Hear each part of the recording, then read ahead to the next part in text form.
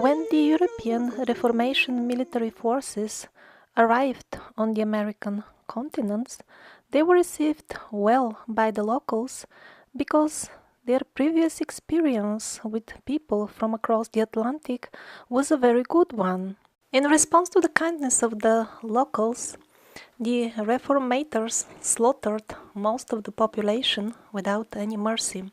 And although most of the culture and social infrastructure of the Native Americans was simply trashed, destroyed at that time, people as such, they still had a high consciousness. Although the country or empire to which the Americas belonged, an empire that you will not hear even a word about in your so-called scientific history textbook, was destroyed as such, and there was no central organization anymore, still the people, being righteous at heart, preferred to die rather than adopting the ways of the invaders, who were clearly showing their real face of low-class murderers, criminals. This is an extremely interesting atlas, part of Encyclopedia Britannica, the most respected edition of its type in those times. Here they depict various continents with excellent accuracy. You can see even the tributes of the Amazon River are very accurately depicted, although it is extremely difficult to get there even nowadays and make an accurate map. I mean, if you do it on ground level. So they could send scouts out there in the heavily flooded areas of the Amazon, but what we see in North America, it says with big letters, parts undiscovered. What exactly could have stopped them to go over there? Was it the reed boats of the native Indians? I doubt that very much. What was stopping them was still some military forces left from the Empire of the Survivors. That's why they could not get access there still. A 16th century map by Giuliano Vespucci showing the double-headed eagle, the main symbol of the state symbol of the Empire of the Survivors, over the Americas.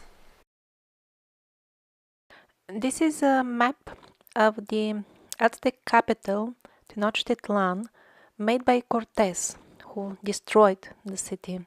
But he made this map to show us how it was before he destroyed it. And curiously enough, he places that same double-headed eagle on the city while he is still depicting it before the destruction. Maps, artifacts, murals, and everything else that contains symbols that we are told are purely European or Asian, when they are found in America, we are always told, oh, this has been brought by the colonialists. And because they say it so often, it doesn't need verification anymore. Apparently, people have to just believe it. But why everything has to be necessarily brought by the colonialists when we have plenty of artifacts dating from older layers and cultures with allegedly European and Asian symbols? Actually, they're not European or Asian. They belong to that culture of the people who had still memories from the times when more advanced civilizations were on Earth, had some of their knowledge. And since the parasitic policy is to avoid even mentioning the existence of that culture, all its symbols, artifacts, etc. are put into some box to which they do not belong. That's why the main history is so often ridiculously inconsistent. So this is the flag of the Mi'kmaq Nation. So what they're telling me is that the Christian fanatics brought this symbol as well to America, and they put also the symbol of Islam, at least that's how it is labeled in the official history as well. No, they didn't. Actually, this symbol, this flag, has survived from the older times when the cross and the crescent, and also with a star that goes together with the crescent, when they were together, when all these religions were one and the same. If the Mi'kmaq Nation had as a symbol any of these three symbols here like separately, then I could believe that they came up with this idea independently, or if it is across the conquistadors gave them that idea. But the chances to combine exactly these three symbols and to make it like their main coat of arms, and by pure chance that happens to be the main symbol also of the Empire of the Survivors, well, that's a little bit too unlikely to be true. An old photograph of Native American warrior with double-headed eagle. So, as we said, these symbols are all over both Americas, and always we are told they're colonial. But sometimes the truth transpires, because along with them in these churches with these symbols, we see inscriptions like this. This is with Cyrillic letters. So what, the Spanish conquistadors brought that as well? Or what about the antique statues found all over South America? Officially, they are also labeled as colonial, but these are clearly antique, what most people call Roman style statues. Look at the helmets, look at the spears.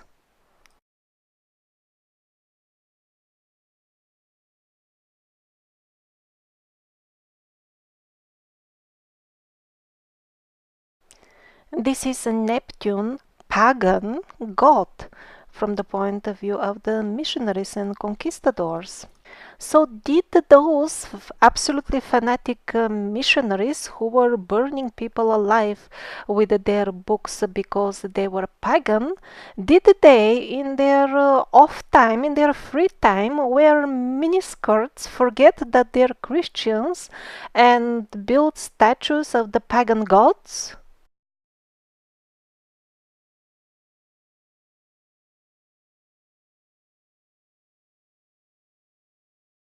It's not just Neptune who seems to be wearing a single vine leaf only.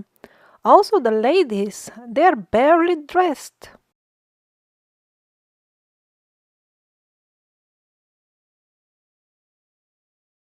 There are plenty of aqueducts in America, the highest concentration being in Mexico. They're in no way different from the aqueducts that people call Roman in Europe. The looks is the same, the building style, the techniques used, absolutely everything. And as far as I understand, one of these aqueducts, found in the center of Mexico City, is directly built to feed with water an ancient native city. And yet we are told that all these aqueducts are colonial. What? Those people who came and murdered millions started such a large scale construction. Unbelievable. All these photographs are only from America. No European aqueducts here on these photographs. So those murderers built them?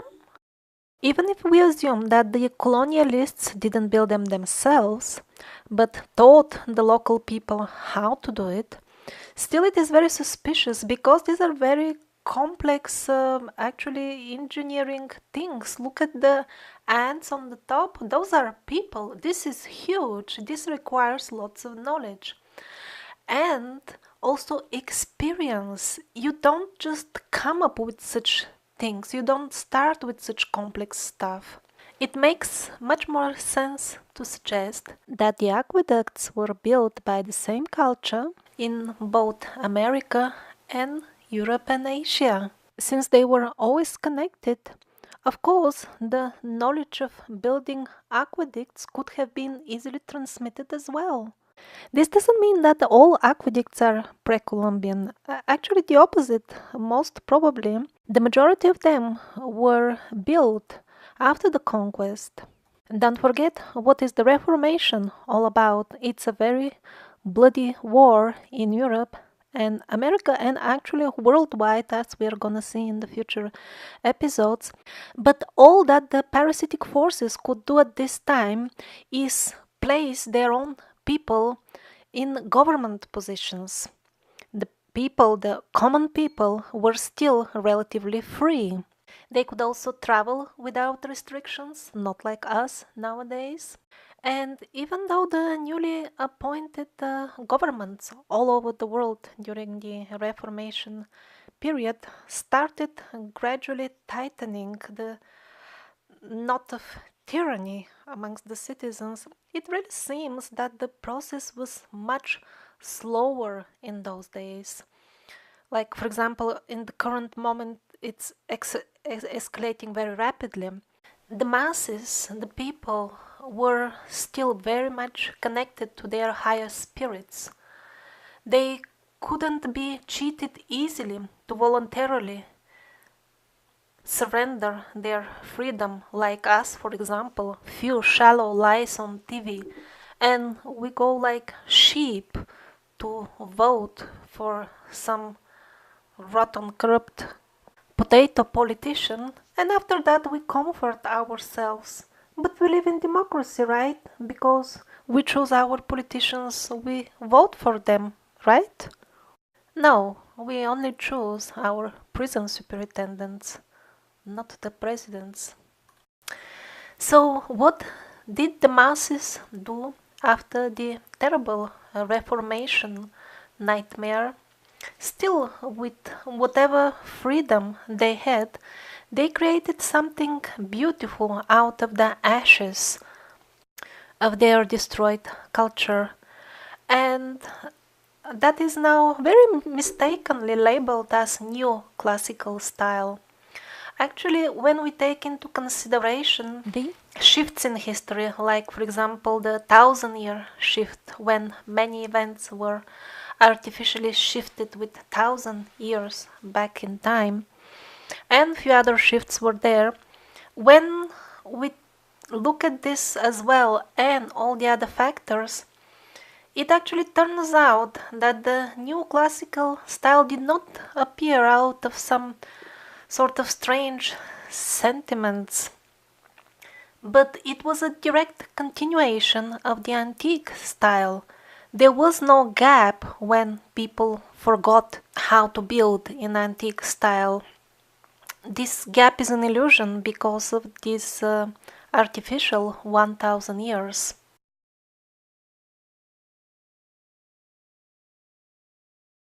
The new classical style was, so to say, the last flower to blossom on the tree of the culture of the survivors. Interesting house in South America. The wooden decoration is identical to that on the Russian traditional houses. Same in San Francisco. The gold that comes from each and every gold mine slightly differs in chemical composition from the others. And that's why, with the help of a chemical test, one can actually find out the gold mine from which the material for the given golden object came from. And so once somebody tested an antique Russian golden item, and the result was pretty unexpected. Actually, the object was made of Peruvian gold. So, one more confirmation. In the period that we call antiquity, the people were not divided by the oceans, as the modern historians always present the picture to us. Probably it was just the opposites, they were connected by oceans. And another example, a relatively more recent, probably from New York. And what are these two Slavic figures doing over there in New York? Every detail of their outfit is precisely Slavic traditional, even in the small details. On the left, we have a Slavic monk, and on the right, a Slavic warrior.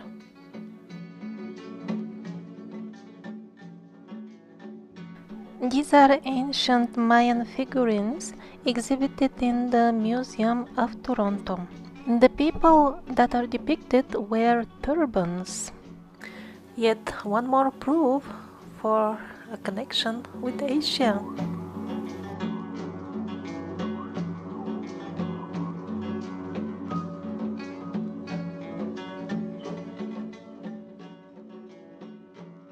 Now here on this photograph, not only we have the turban chap, but also his friend has got a snake on the forehead, exactly like the Egyptians. And a few more examples of unusual headwear amongst native Indians. And the people who are having those turban-like things on their heads are also sitting the way the Asians sit. And here we have even a photograph of a shaman, native shaman, wearing something like that.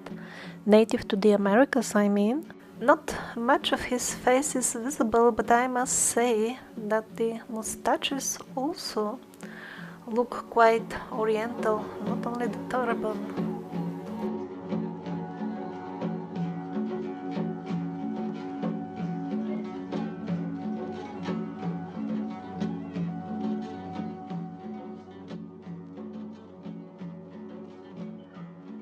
Large statues of the gods of antiquity dominated the main squares and the most important public places not only in South America but also in North America.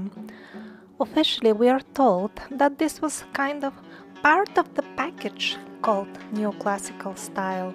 Really, did people get out of their own minds to the extent that just out of architectural fashions they forgot even who are their own gods and started erecting gigantic statues of the gods of other people? I think that the most convincing reason for which nobody should believe even a single word from all the stories that they're telling us about the neoclassical style and the people who built in that way is the chain of events which brought about the demise of the neoclassical cities. The cities were not destroyed completely, but just enough so that the statues of the gods of goodness would be replaced with those of devils, and of course, most importantly, this was taking place not only on the city squares but also in the hearts of the people.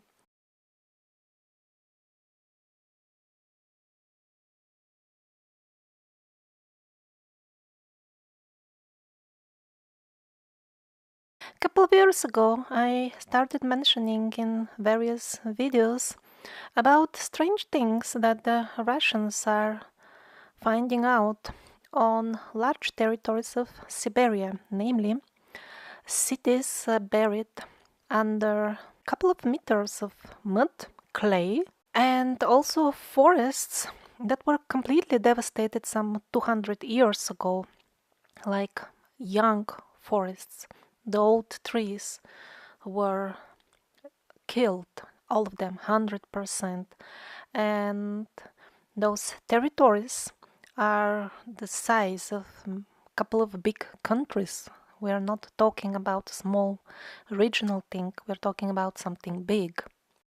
And then all of a sudden I started receiving so many messages from the viewers of the channel It turned out that this problem with the buried buildings, and again without a sensible explanation, and often without any explanation at all, I mean official explanation, so such buildings and cities are all over Europe and a lot of them in America as well.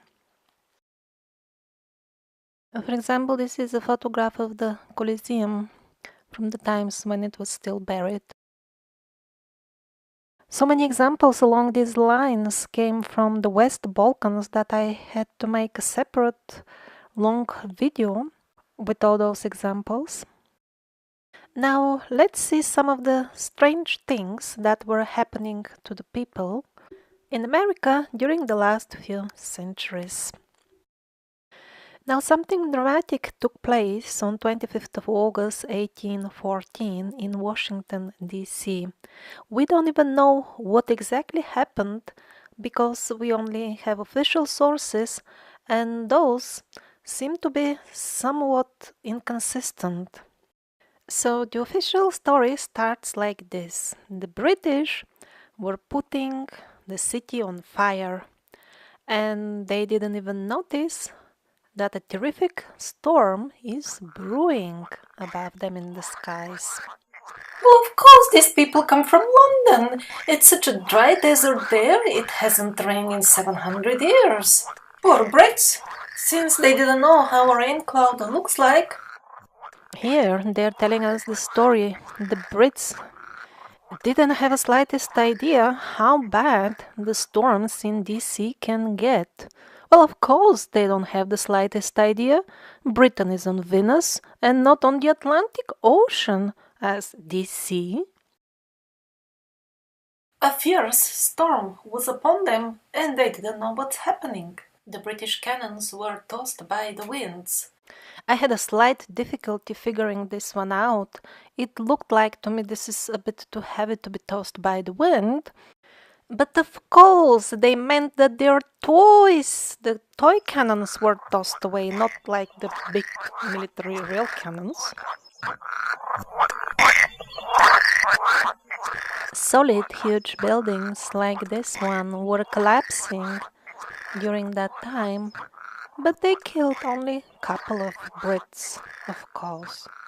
Everybody knows that they have 9 lives each, right?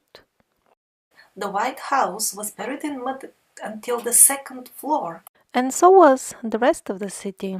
Aha, now that I really believe, because this type of events, they leave entire cities buried under meters of mud and not the cultural layers as they're telling us. What, people didn't sweep the streets?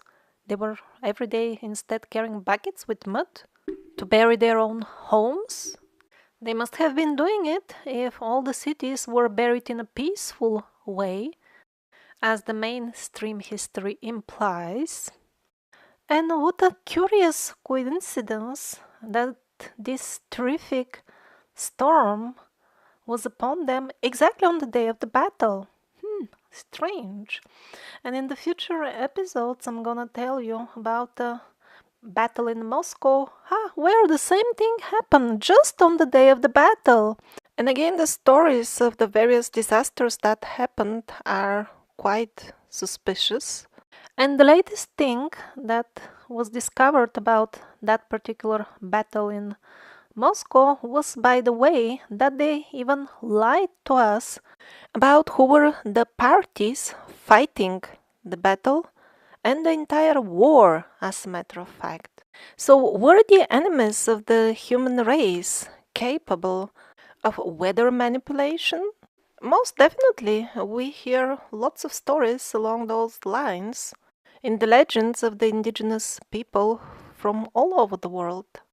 And not only the enemies of the human race, also the people themselves always knew how to do it in the past. They did it more efficiently with magic. For example, the story of Milarepa, the Tibetan magician who later on became a saint. But people did it with magic at the times when they had more personal freedom than now. Now we can do it as well. with the help of towers, which spit out rain, clouds, and God knows what else they can spit out as well. In the description, you can find the link to a video showing one of those towers. So we can do it now as well, but the technology has changed. Because if they were training people to do it as before, then these humans may decide to use it humanely. But when it is done by machines, then it becomes relatively easy to use it inhumanely. And now let's see the next event, the mainstream description of which really leaves a lot to be desired. The fire of Peshtido left a really nuclear-scale devastation behind itself. Fire tornadoes killed thousands and jumped over bodies of water. People jumped into lakes to save themselves and were boiled alive there. Official explanation: severe droughts. How can that throw fire tornadoes that tossed away heavy trains hundreds of meters away? Even the very fact that they write and publish such obviously nonsense explanations and do it with great confidence, as if there is nothing wrong with what they're saying, that by itself is very, very suspicious. Ah yes, if they were saying this is really strange, we have no clue, then I would respect them. And on the very same day, the Great Fire of Chicago occurred, leaving much of the city devastated. And then on that very same day, is reported that numerous fires endangered towns across the state. What does it mean they were endangering towns? It means to me there were smaller fires in various other towns as well on the same day. This so-called coincidence, combined with many unusual phenomena reported by eyewitnesses, has led some to conclude that the extraordinary force, one knot of the earth, was a more likely arson than either a misbehaving cow or a regional drought. And what is exactly this unusual phenomenon that they mention? Pitiless rains of fire and sand, great balls of fire unrolling, igniting entire streets at once. And in a relatively short period of time, many American cities were devastated by such fires. Of course, great fires can be just caused by bad luck, human mistakes, everyday mistakes. That is possible. But when we see just too many of them, all of a sudden, one starts wondering, well, wait a minute, people are using fire since thousands of years. How come exactly in America, at that particular time period, the people became so inattentive that they allowed all these fires to spread, to start, and always the firefighters couldn't help enough. Or the New England's Black Day. Almost through the full day it was pitch dark as if it is midnight, and people had no clue what's happening. Now they blame it on some sort of forest fires. Yes, after decades, when the people who knew there were no fires are all gone. I mean, when you have such dense smoke from fires, one would be, of course, able to see smoke and most probably even smell it. Now, some say that even the US Capitol building is built on a much older and stronger base. They say that the time when it was officially constructed, in reality, it was only modified and expanded. I don't know if that's true, but the important point is that there were additions later on. And regardless of how much older is the older part, the interesting thing is that the additions constantly need a repair, while the older parts are of much better quality, they are much stronger. Very strange in this age where we are supposedly evolving technologically. This is the Washington Monument, and it appears to be built actually on an older megalithic basis, eroded one. On this second photograph, you can see that the material is quite different, the new one and the older one. Probably the eroded parts needed to be reinforced. Well, after seeing this, I no longer ask myself where did the megalithic stones appear on Brighton Beach. Well, they were the rest of the megalithic architecture, because it's not that just one monument and that's the full civilization and that's everything. Of course, there is more to it.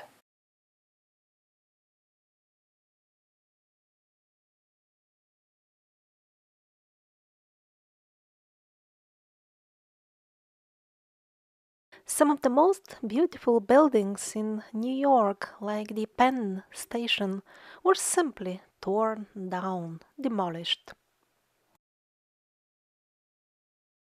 Probably somebody simply could not bear the sight of the magnificent angels. They had to be substituted with this type of fellows.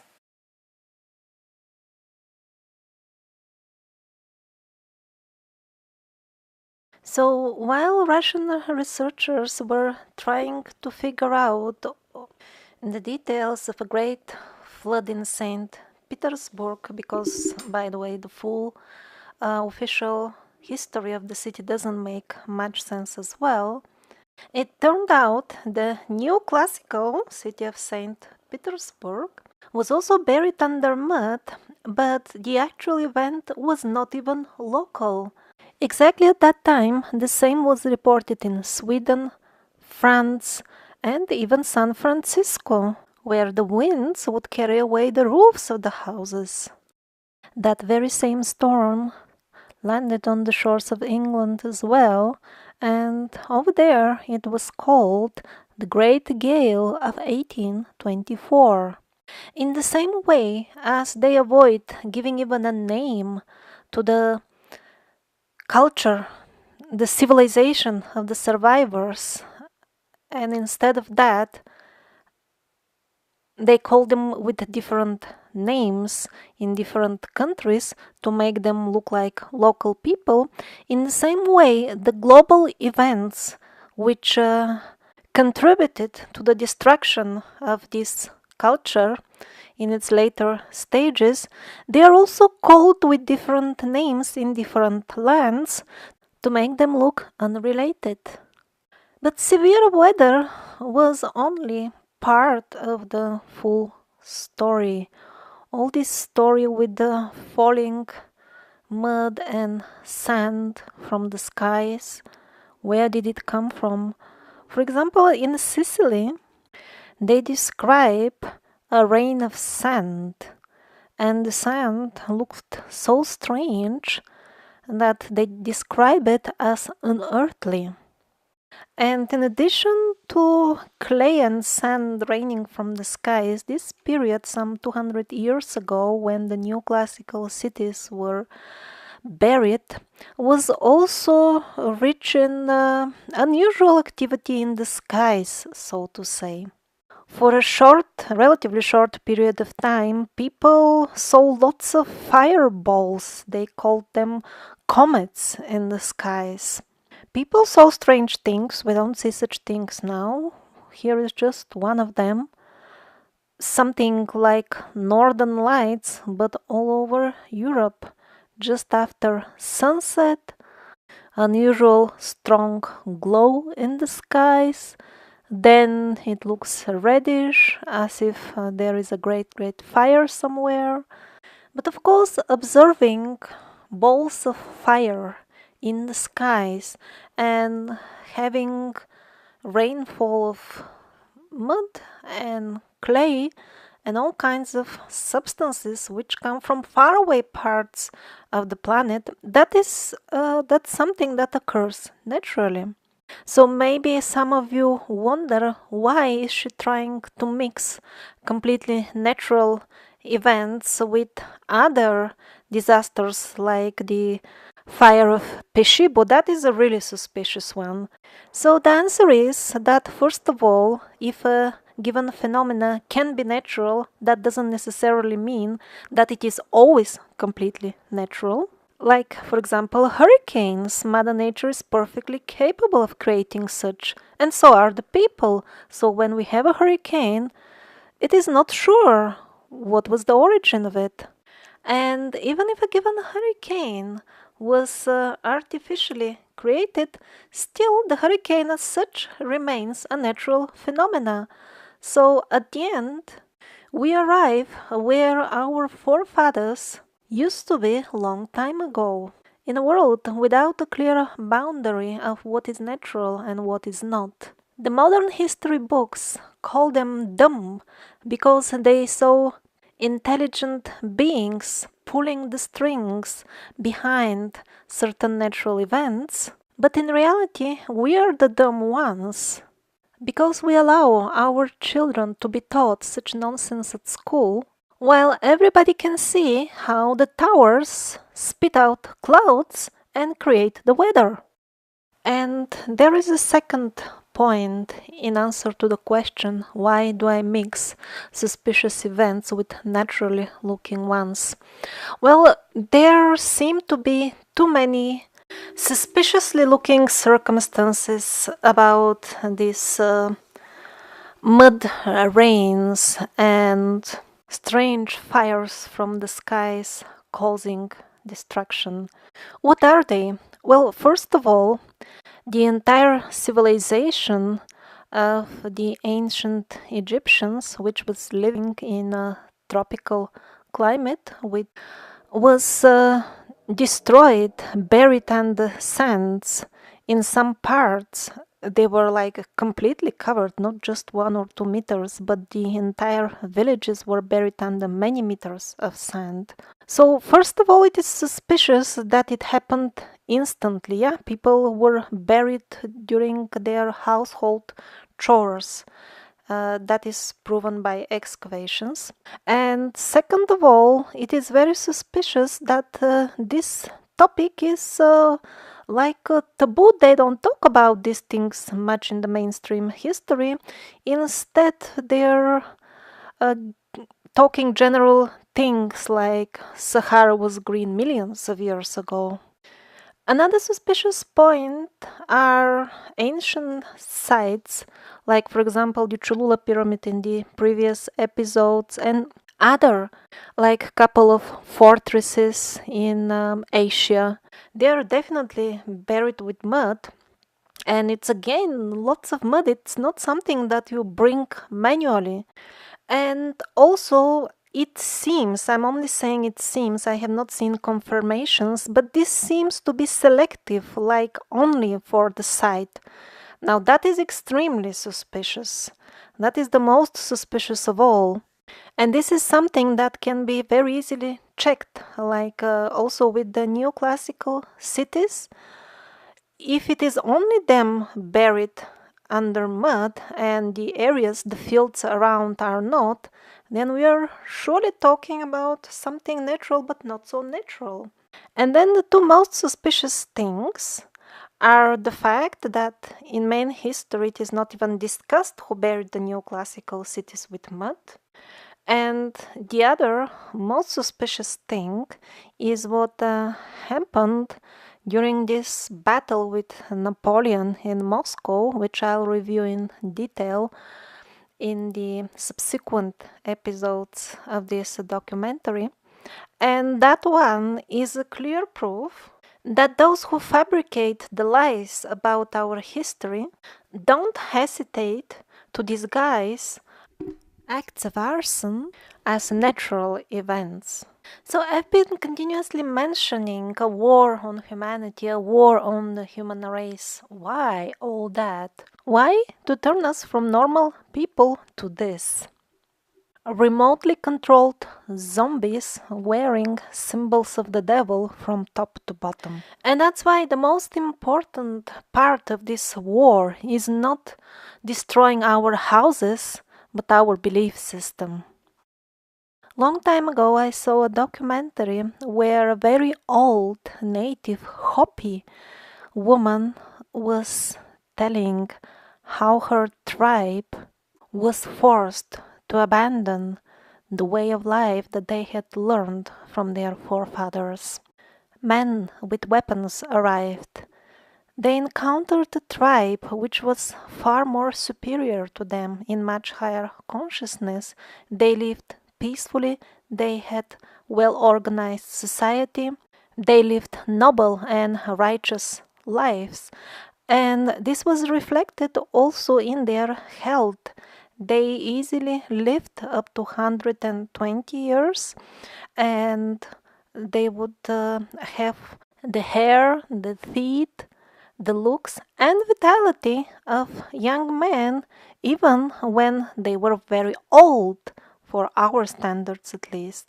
Now, the men with weapons who arrived had the agenda to force two new things on the Hopi, peaceful Hopi people, and that was a new belief system and poisons. They called them new advanced medicines.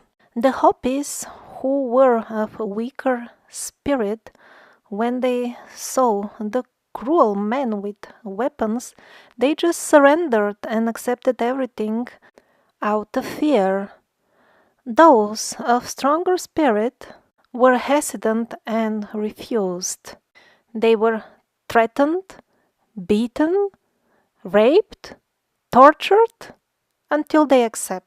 Those who didn't accept even after such kind invitations were killed. So all the Hopis who remained alive had accepted the new belief and the new poisons. The old woman who was narrating, she clearly remembers how these people, within one single generation, after accepting the new beliefs and the poisons, lost their vigor, vitality, and they started aging quickly like the men with weapons who visited them. That's us, by the way. And it is not by chance that the system misleadingly called system for health care is always compulsory. And if you read the history of the medical so-called science, you will be left with the general impression that the various type of cure were invented to serve the people, to make them feel better, yeah? To recover from sicknesses, and everything evolved gradually, and as people would discover a certain cure, they would implement it. But sadly, this is true for a very small portion of the modern medical procedures, because there are indeed some which help people recover. Not many of them, but there are such as well.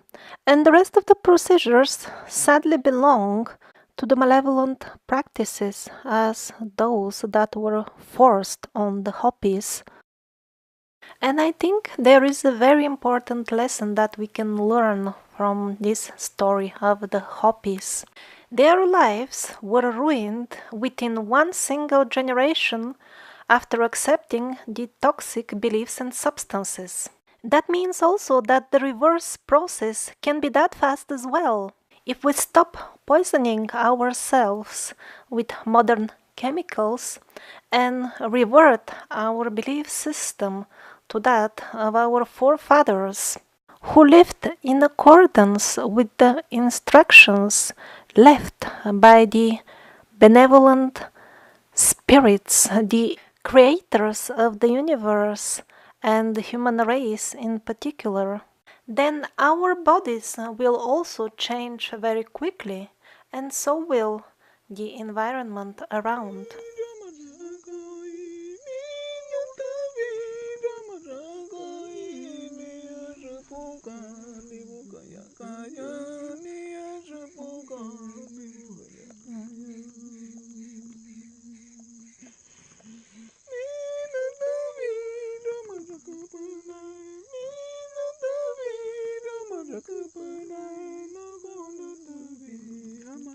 Baghdadi.